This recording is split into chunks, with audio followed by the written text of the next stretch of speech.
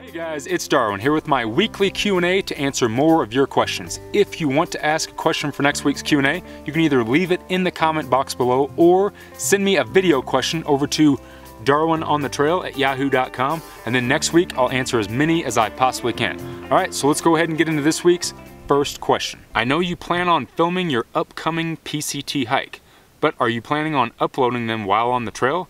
Maybe sending them to Snuggles to edit and upload. So yeah, I am going to be filming my entire hike, and I'll probably be putting out like a video a week.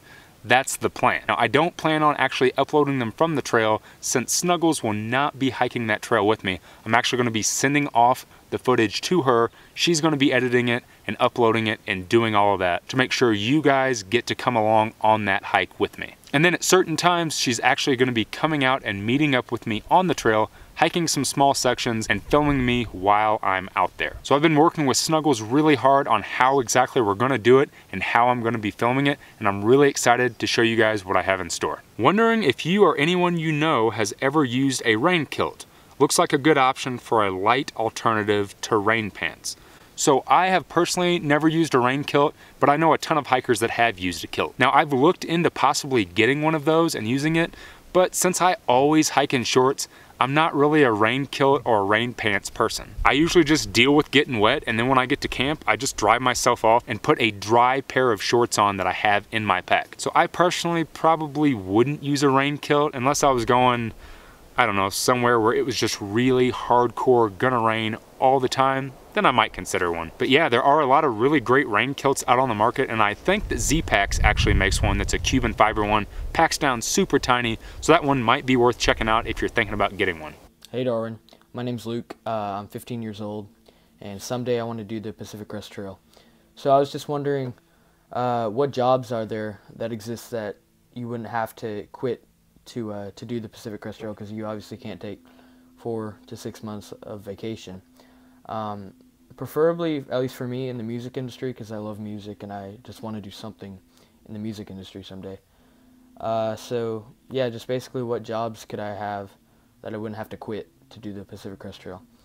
So yeah, thanks. I love your channel. So Luke, that is a really awesome question, and it's actually one that I get a lot. And there's no real easy answer for that, because there's not a lot of jobs that will give you that time off. You're right. Unless like you have some really high profile job and for some reason you've been working years and saving up tons of vacation time, most jobs are not going to give you 4 to 6 months off to do a thru hike. So the reality of it is most of us have to quit our job. Now sometimes you get lucky and that job is willing to take you back whenever you do quit. Like last year, whenever we went back out on the AT and finished up that last 600 miles, I went into the outfitter that I worked at and told them that I needed to quit, and they told me that I'd have a job waiting for me when I got back. So every once in a while you get lucky, but most times, man, you have to quit your job. And I think that's a reason why a lot of people don't do a thru hike, because they're scared of that security. And maybe this is the wrong advice to give you, but you're young. So right now would be a great opportunity before you get into a hardcore long-term job to go ahead and take advantage of that, save up as much money as you possibly can, and then quit the job, go do your hike, come back, and find another job. And if you get lucky, the place that you're working at will just give you your job back. But yeah, there's no great answer for that. Most of us just quit. Do you use a pump sack to inflate your thermarest at camp? So I've actually gotten that question a couple times. I've never used one of those. I've seen people use them, and they're super cool and super convenient, but yeah, I've never carried one. I just, use my breath to where I'm almost gonna pass out to pump it up if I really need to. And that's why lately I've been kind of considering going with a closed foam cell pad like the Thermarest Z-Lite, just because when I get to camp, I don't want to blow a pad up. I don't even want to take a big stuff sack and roll air into it. I just want to lay it down and go to bed. But they are super cool and they look super convenient, so check it out and let me know what you think of it. Do most people start with the AT because it's considered easier than the PCT? No, and that is a huge misconception. The AT is not easier than the PCT. Actually, statistically speaking, from elevation charts and the actual hike itself, the Appalachian Trail is a much harder trail, mainly because of the elevation gain and loss on that trail. You're constantly going up, coming down, going up, coming down. Where on trails like the PCT or the CDT, you're gonna go up in elevation and then you're up at elevation for a long period of time before you drop back down. So physically, the Appalachian Trail is a harder trail. I think why a lot of people pick the AT though is because it's a much more social trail. There are a lot more people out there and there's a lot more trail towns and a bigger trail community. So it tends to be mentally easier because you have people that can kind of lift you up and help you along the trail. Or when you're hiking something like the PCT or the CDT, it doesn't have as big of a trail community around it. So you really have to know what you're doing when you get out there. There's longer stretches that you have to carry food. There's longer stretches where you have to carry water, and you're not gonna see as many people out on those trails. So I think mentally it's harder, but it's definitely not physically harder than the AT at all. But I know a ton of hikers that started with the PCT as their first trail. And then whenever they went to do the AT, they ended up saying the PCT was much easier, and mainly because of that elevation gain and loss. Hey Darwin, I was out hiking the George Mickelson Trail in the Black Hills before a foot injury forced me off. So anyway, now I'm watching the eclipse from a rest area heading home instead of on the trail like I planned. My question is this: in the 2 days and the 32 miles on the trail, I had absolutely no appetite. 2 small pieces of jerky was it, and those I had to force down. Is this common for thru hikers, or could it be because of the fact this is my first long hike in quite a while? Anyway, I'm planning to do the PCT next year, and hopefully cross paths. Have a good one. No man, that's not a common problem. I am constantly hungry when I hike. Even if I go out for a day hike and I'm just putting down like 5 to 8 miles for the day, I am starving by the time I get done hiking. That being said, I have a pretty high metabolism. I've heard stories that there are a lot of hikers that go out to say hike the AT for the first time, and in that first week, they're not really that hungry. I don't know if it's nerves or just because their body's burning through those extra fat stores on their body, but it usually takes about a week and a half to 2 weeks for hiker hunger to really set in. Aside from that, every hiker or thru hiker I've ever known is like a human garbage disposal. They can't stop eating food, and I'm no different. I need a ton of calories. Most time during the day when I'm hiking, about every 2 hours I need to put something down, whether it's a Cliff Bar or jerky or a tortilla, maybe a scoop of peanut butter.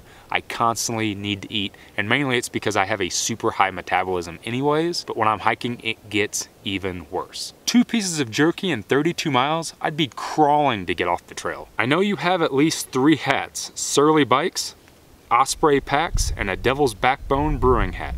What else do you have in that hat collection? That's a great question. Yeah, as most of you might know, I love meshback trucker hats. They are my favorite. At one time, I owned a stupid amount of them. Believe it or not, now I just have a handful. So I have my Surly hat. I still have that Devil's Backbone hat that I wear every once in a while when I hike, but at this point, that thing is beat to hell. I've put so many miles on it. And then I have this super sweet new Z-Packs hat. I actually just picked this guy up at PCT days when I was out in Cascade Locks. And this is probably the hat that I'll be wearing next year on my PCT Thru-Hike. But yeah, man, that's it. Whenever we moved into the trailer, we had to hardcore simplify, so all the hats had to go. Hey Darwin, this is Izzy with my trail buddy Tiny. We just recently found your channel and we love it, so thanks for all the great info you put out there. You mentioned that sometimes you make a bit of extra money through gear review, and I was just wondering how you get into that. Do you need a substantial social media presence and following, or could anyone potentially do that? So yeah, that's my question. On our last 3-day backpacking trip, I really felt the limitations of my gear, so that's why I'm looking to upgrade, and thought that maybe gear review would help ease the financial strain of that. So thanks, and looking forward to your next videos. So that's a great question, and actually that was quite a while ago, and I no longer have that gig anymore. So for a while I was actually testing gear for a company that will remain unnamed. Let's just say that it wasn't really working out between us. And yeah, I made a little bit of income, but the truth about it is reviewing gear is really hard to make money on. Basically because those companies don't really want to pay much for a gear review, but they are willing to give you free gear, which is always awesome. Now there's a handful of companies out there that you can look into.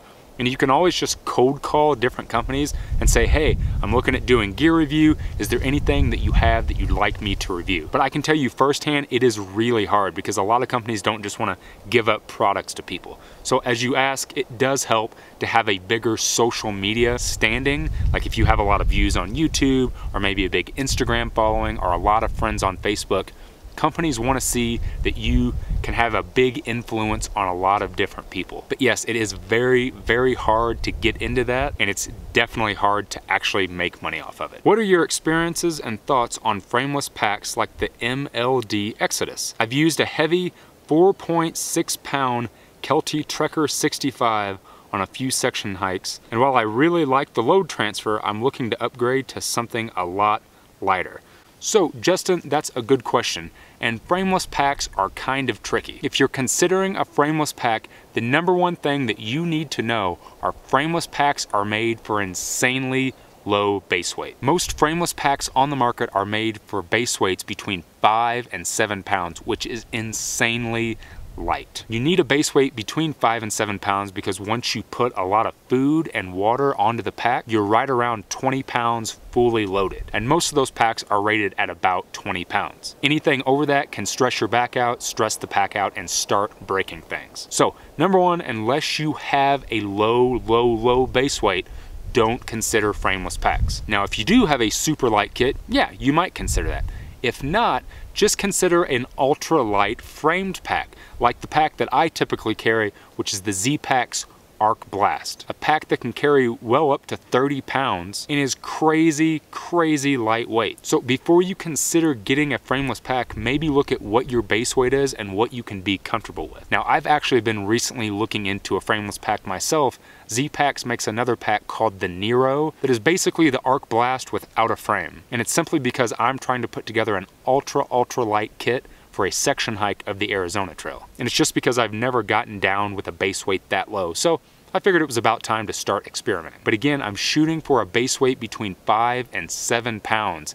Anything over 7 pounds, I wouldn't use that pack. And mainly because I know that when I put that food and that water in there, I'm gonna be exceeding the limits of the pack. So make sure you're comfortable before you decide to pull the trigger. All right, guys, so if you have a question for next week's Q&A, you can either leave it in the comment box below or send me a video question over to darwinonthetrail@yahoo.com. And then next week, I'll answer as many of them as I possibly can. So if it's Tuesday and you're watching this video, tomorrow morning, Snuggles and I hit the road and head for Flagstaff, Arizona. I'll be posting a bunch of pictures on my Instagram account, and then I'll actually be filming the first episode of Travel and Trail, so keep an eye out for that coming within the next week. And because we are gonna be traveling this week, I probably won't put out a video on Thursday, so if you don't see one on Thursday, I apologize, but we're insanely busy, and I promise you'll get one the following week. If you haven't got a chance yet, go over and check me out on Instagram. I've been posting a lot of new photos lately of some of the things that Snuggles and I have going on throughout the week, plus some pictures from some past hikes. If you found any value in this video, go ahead and hit that like button.